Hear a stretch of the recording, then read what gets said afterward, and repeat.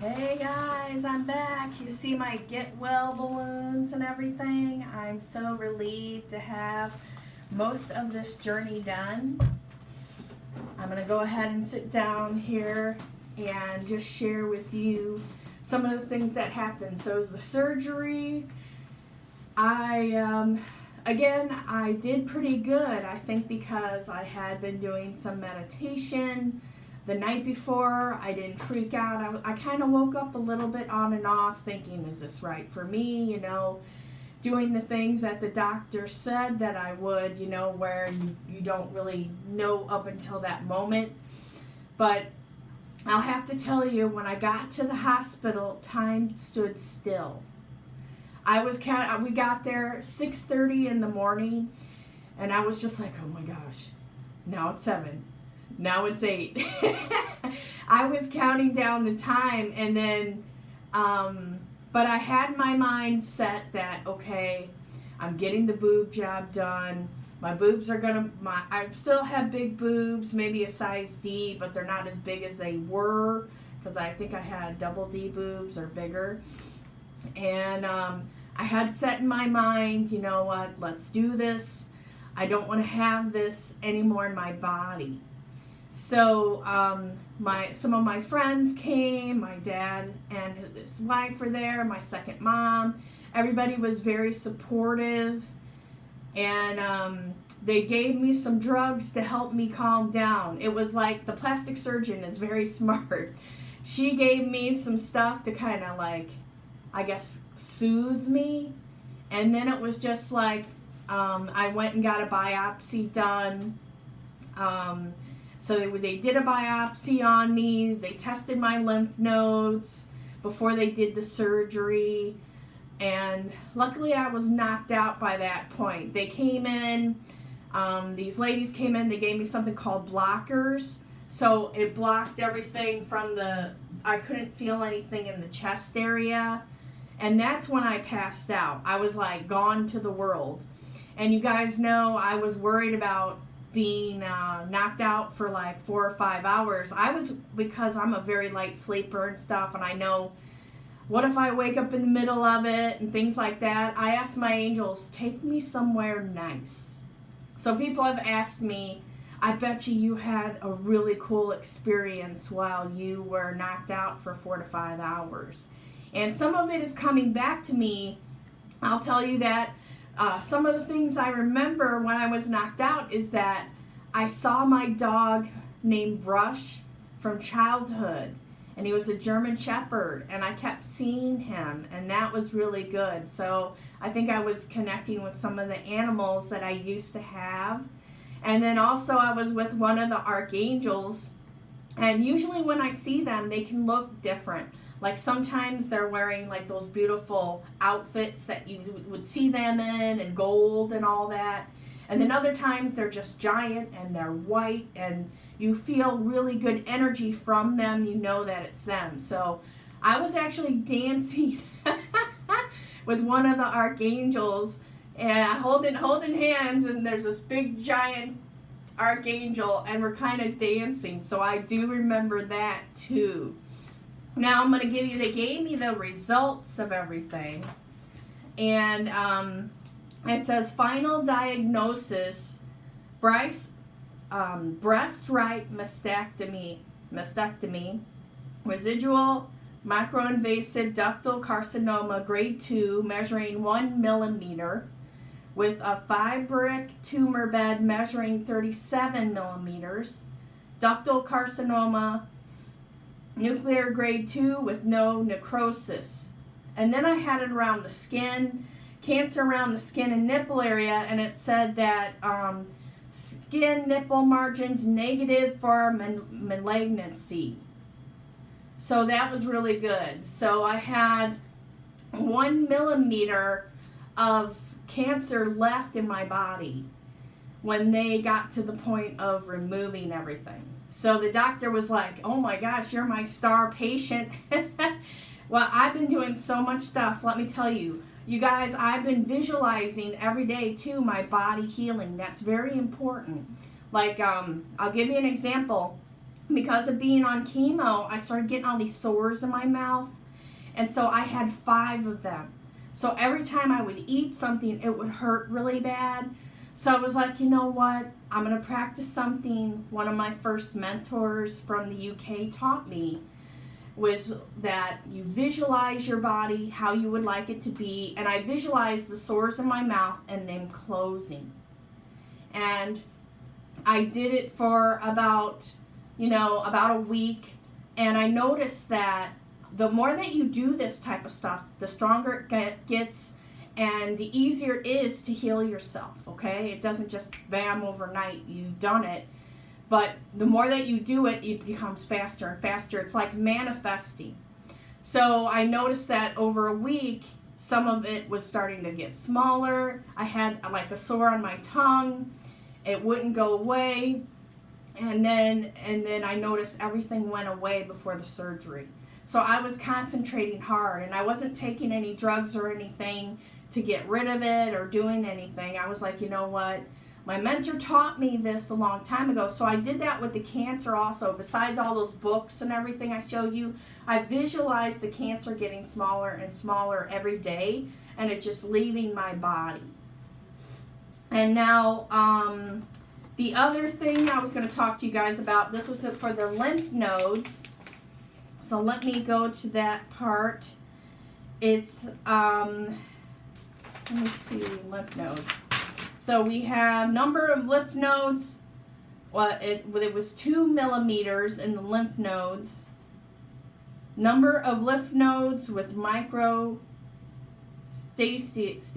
You know, I can't pronounce some of this stuff, so please forgive me. 2 millimeters.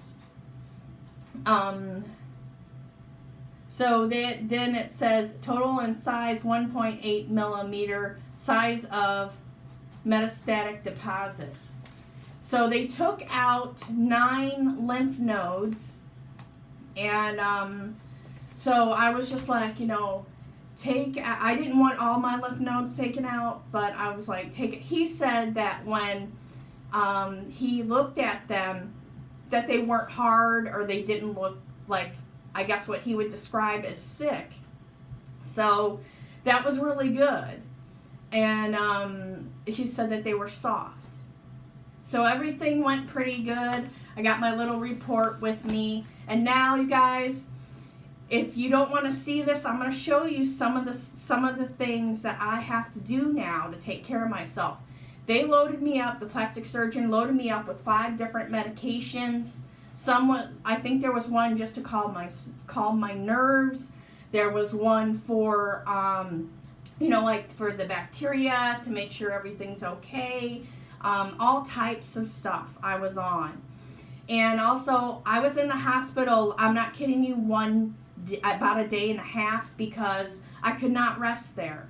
I went to the hospital and I got the surgery, and I'm like, I'm having a major operation. Shouldn't I stay at least 2 days? And the first night, the lady came in every 2 hours and checking on me, doing stuff, and I could not sleep. It got to the point where I was expecting her to come in, so I couldn't relax. And then in the daytime, the nurses were a little more relaxed. They didn't come in as often. But by that time, I was like, you know what? I can't relax here, so I want to go home. So the plastic surgeon came in. She took a look at me. She said everything went smoothly. So I got a boob job reduction. There was no problems. So I left like around 4 p.m. I'm like, get me out of here.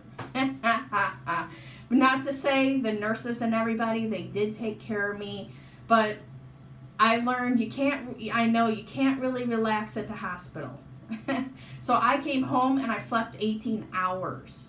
And now I'm going to stand up and I'm going to show you guys, what I have to wear and some of the scar tissue, okay? So if you don't want to see that part, then don't keep watching, okay? And then just behind here, this is my artwork and things like that. Okay, so here we go, guys. I'm going to take this off and show you. This is what I have to wear. I've been wearing this thing for 2 weeks. They give it to you because on the inside, there's pockets because you get like this liquid coming from your breast area, and I don't remember, like it's a combination of fluid and mucus and things like that. So here we go. I have to wear this every day. This is my second week wearing this. I am tired of wearing it. I got chocolate on it. So you're gonna see my tattoos and everything. So I'm gonna show you everything. Okay, so this is the bra that I have to wear. And I have to wear these. I guess they kind of keep the shape of the implants that I got. So I was lucky and I got the implants put in. I did not want to have the expanders and then feel flat. I think I would have gone into a depression. But here's what they look like.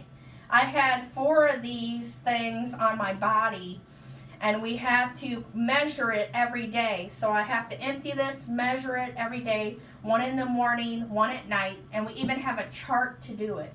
Well, let me see if there's any. This kind of shows you this is where it's at, and there was another one where the Band-Aid is. Let me see if I can show you where the other thing is. So here they are. It's right there, getting out all the fluid and everything. Here's my tattoo if you guys are wondering. I love Asian art and things like that. So here we go. I'm going to open this up. And I'm not showing you my everything, but I think I'll go with this side. You see right there? There's some of the stitches. So they had to go across the boob area. Instead, she wanted to do it underneath, but she had to go across because I had skin cancer. So it's the same on the other side too. And I do have to sleep sitting up. I can't, and this comes with handy little pockets. So if your nurse navigator gives you this thing, she is great. Everybody was great. I love my surgeon. I love the plastic surgeon. Everybody is really good. So if they give you this outfit, thank them because it keeps everything all together. So so this is what I'm wearing. This is my second week. I do gotta wash it now because somebody gave me chocolate covered strawberries. And now the last thing I'm gonna show you guys, my head. I don't think I've ever shown you I'm not completely bald, but I just want to give you an idea for people that are interested. I stopped doing the major chemo that really kind of tears up your body. It heals, but at the same time, you got all these side effects. So my hair, I went bald, and I stopped doing that on November 16, 2018, okay? So now today is, let me look at it is February 9th, 2019, okay? And this is how long it takes for hair to grow in. I still have to go in every 3 weeks and get a treatment of Herceptin and Perjeta, but those allow your hair to grow and there's not many side effects. Some of it could be an upset stomach or things like that. And so here we go, guys. I'm taking off my wig. Here it is. So this is the growth from November to February. So I'm going to turn my head so you guys can get a good look. And they told me with some of the medication, my hair was, I usually dye my hair so many different colors that I forgot what my natural color is. It's like a dirty blonde, but I was told that some of the chemicals can give you bald spots. So I was really watching my hair and like kind of freaking out a little bit, but I know the law of attraction, focus on everything being healthy in that. So I just kept giving my fears away to my angels and guides. And so there's no bald spots or anything, but this is how long it takes for hair to grow back. So I got my handy wig, and I still am wearing my hats. So here's me without all my fancy hair dye and everything in the earlier videos. So that's what I wanted to show you guys, is this is right after the mastectomies. This is the aftercare now part. So next is going to be radiation. They said that I ran the marathon. So I'm halfway through. I did the and they want me to do the radiation after these heal for a while. So Monday through Friday for a month, I think. And then I'm just going to keep every 3 weeks getting a treatment. And the reason why I'm doing this, they told me, they said, you can choose to stop now because you're cancer free now. But I would advise not to because, number one, I did end up getting skin cancer too.